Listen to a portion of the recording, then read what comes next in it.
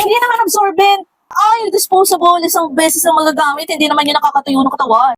Yun ang akala nila. Dahil nga pag sinabi nilang disposable, yun agad yung una naiisip. Pero sa totoo lang, sobrang absorbent nitong mga disposable compressed towels na to. At hindi porket sinabi na disposable, literal na isang beses lang magagamit nyo, tapos itatapon nyo na. Kasi ito, kung gagamitin nyo lang siya, halimbawa, pagkaligo nyo, as in pamunas lang, lalo pag magta-travel, tapos hindi naman kayo madumi, since bagong ligo naman kayo, kahit pa paano, pwede mo naman siyang ulitin pa, kahit mga twice or thrice, lalo na kung hindi naman talaga madumi. Pero kung halimbawa, putik-putik ang katawan niyo at ipapamunas nito, that's the time talagang isang beses nyo lang siya magagamit.